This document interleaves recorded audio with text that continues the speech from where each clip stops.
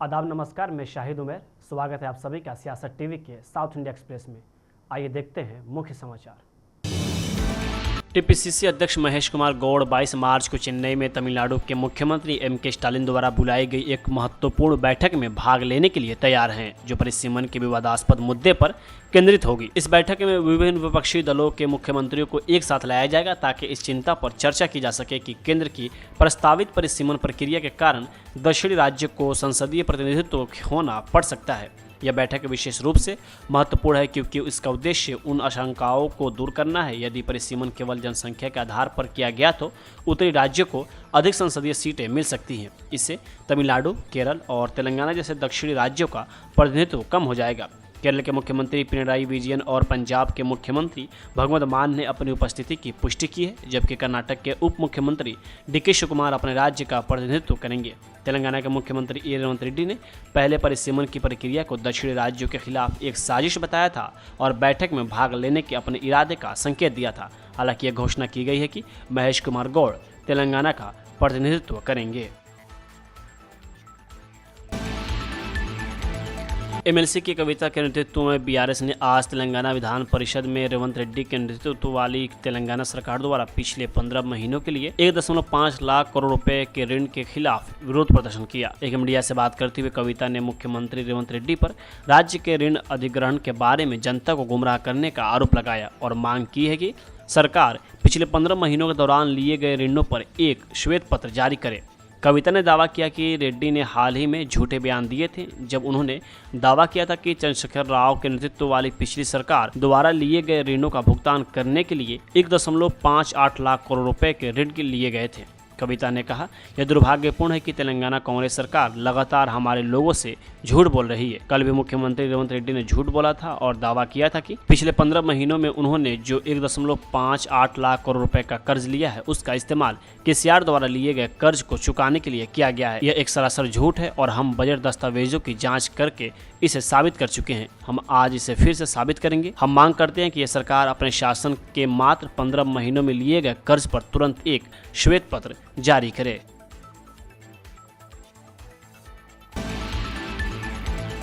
तेलंगाना में कांग्रेस सरकार के शासन को सबसे विनाशकारी और राज्य के बजट 2025-26 को सबसे निराशाजनक करार देते हुए सिद्दीपेट बीआरएस विधायक और पूर्व वित्त मंत्री टी हरीश राव ने कहा कि पिछले कुछ वर्षों में पहली बार राज्य ने 5.5% की नकारात्मक वस्तु एवं सेवा कर वृद्धि दर देखी गई है, जो पिछले 11 महीनों में भारत की 10% की विकास दर से पीछे है। सीएजी की रिपोर्ट का हवाला देते हुए हरीश राव ने विधानसभा में कहा कि तेलंगाना सरकार का 2023-24 के बजट में 46,500 करोड़ रुपए और इस साल के बजट में 58,594 करोड़ रुपए जीएसटी राजस्व का अनुमान अति अनुमान है। उन्होंने इसकी तुलना कर्नाटक के जीएसटी वृद्धि दर 10.72% और महाराष्ट्र की 12% से की है। हरीश राव ने कहा कि तेलंगाना सरकार 2024-25 के बजट अनुमान 18,244 करोड़ रुपए का अति अनुमान लगाकर स्टॉप और पंजीकरण के जरिए राजस्व हासिल करने में भी पिछड़ गई है। उन्होंने कहा कि पिछले 11 महीनों में केवल 12,867 करोड़ रुपए का राजस्व हासिल हुआ है। उन्हें लगता है कि यह अधिकतम 14,000 करोड़ रुपए तक पहुंच सकता है, इससे ज्यादा नहीं।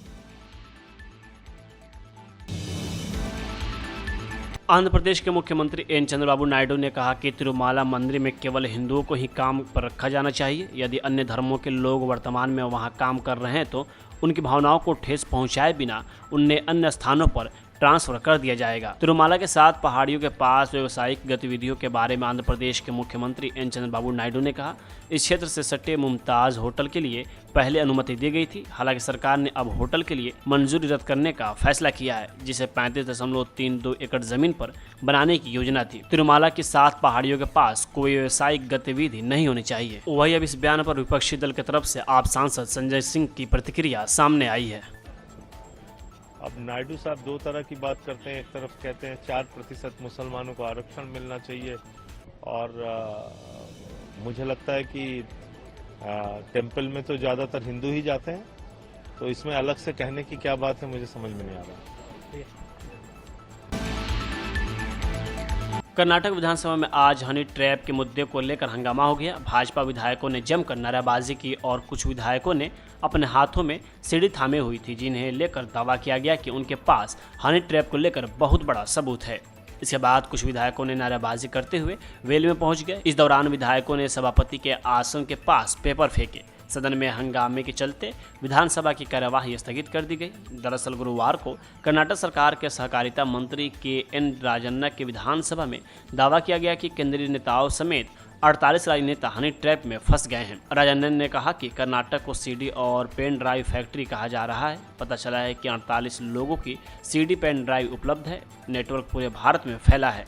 कई केंद्रीय मंत्री भी फंसे हैं।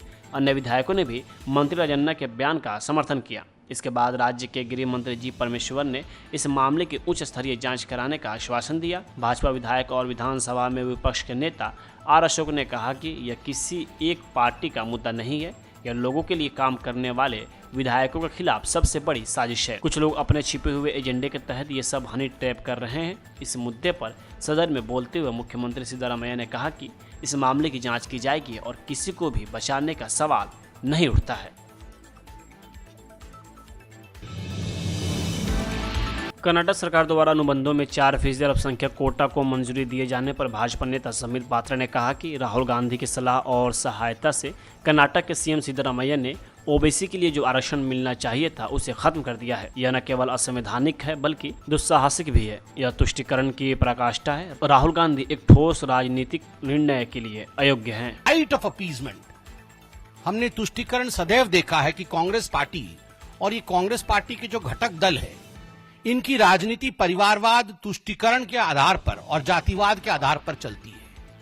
मगर जो कर्नाटक में आज सिद्धरमैया सरकार ने किया है वो तुष्टीकरण की पराकाष्ठा है और इसलिए यह कहना अतिशयोक्ति नहीं होगा कि Rahul is unfit for a sound political decision. Rahul Gandhi कहीं न कहीं पॉलिटिकली अनफिट हैं और इसी कारण से वो तुष्टीकरण के माध्यम से और अपीजमेंट के माध्यम से अपने राजनीतिक महत्वाकांक्षाओं को आगे बढ़ाने की कोशिश कर रहे हैं। तो आज 4% से शुरू हुआ है, कल 100% तक जा सकता है। ऐसे ही 1947 और उससे पहले नेहरू जी के महत्वाकांक्षा के कारण जो बात केवल एक चिंगारी के रूप में आरंभ हुई थी वो देश के विभाजन में समाप्त हुआ। केवल और केवल नेहरू जी की महत्वाकांक्षा की I should be the prime minister of the country, मुझे राष्ट्राध्यक्ष बनना है, उसके लिए भारत मां के टुकड़े किए गए, बांटे गए। और आज राहुल गांधी उन्हीं के पद चिन्हों पर चलते हुए जो आज 4% से शुरू हुआ है, यह कहना अतिशयोक्ति नहीं होगा कि कल 100% करने की मनसा इन लोगों के अंदर है। ये एक तरह से जिहाद की राजनीति है।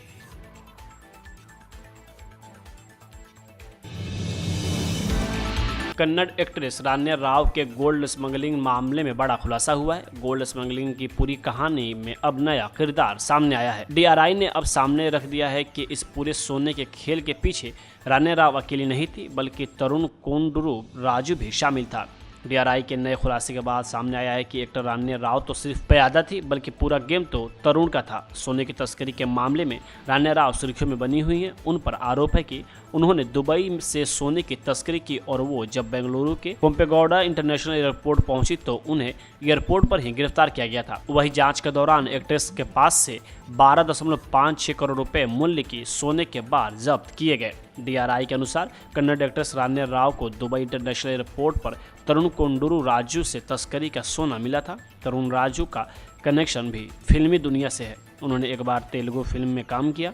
तरुण अमेरिका के नागरिक है। डीआरआई ने बुधवार को उनके जमानत याचिका का विरोध करते हुए एक विशेष अदालत के सामने दलील दी। डीआरआई ने बताया कि तरुण ने अपने अमेरिकी पासपोर्ट का दुरुपयोग किया और गोल्ड स्मगलिंग के मिशन को पूरा करने के लिए तरुण ने एक अहम इंटरनेशनल लिंक के रूप में काम किया। आर्थिक अपराध के विशेष अदालत के जज विश्वनाथ चन्नबसप्पा गौदार ने गुरुवार को जमानत खारिज करने के आधारों का विवरण देने वाला एक आदेश जारी किया। केरल विधानसभा ने बुजुर्गों के अधिकारों की रक्षा के लिए केरल राज्य बुजुर्ग आयोग विधेयक 2025 को सर्वसम्मति से पारित कर दिया गया। इसके साथ ही केरल ऐसा विधेयक लाने वाला पहला राज्य बन गया है। बनाए गए कानून की सराहना करते हुए मुख्यमंत्री ने कहा कि यह नया आयोग बुजुर्गों के अधिकारों की रक्षा, कल्याण और पुनर्वास पर ध्यान केंद्रित करेगा। सीएम विजयन ने कहा कि वाम लोकतांत्रिक मोर्चा LDF सरकार वरिष्ठ नागरिकों के लिए ऐसी नीतियां लागू कर रही है जो पूरी तरह उनका समर्थन करती है। केरल जो वृद्धों के कल्याण के मामले में देश में पहले स्थान पर है, इस क्षेत्र में एक और उदाहरण पेश कर रहा है। 2011 की जनगणना के अनुसार राज्य की आबादी में बुजुर्गों की संख्या 12.6% थी। हालांकि 2018 के आंकड़ों से पता चला है कि यह बढ़कर 23% हो गई है। 2030 तक राज्य की आबादी में बुजुर्गों की संख्या 25% होने की उम्मीद है। आज बुजुर्गों को उपेक्षा और दुर्व्यवहार समेत कई तरह की मुश्किलों का सामना करना पड़ रहा है। परिवार और समाज का दायित्व है कि वे उनकी रक्षा करें, लेकिन जीवन के अंतिम पड़ाव में उन्हें सुरक्षा और मानसिक शांति से वंचित रखा जाता है। इस विधेयक के आने से उनका जीवन न सिर्फ आसान होगा बल्कि उनको रहने में भी आसानी होगी।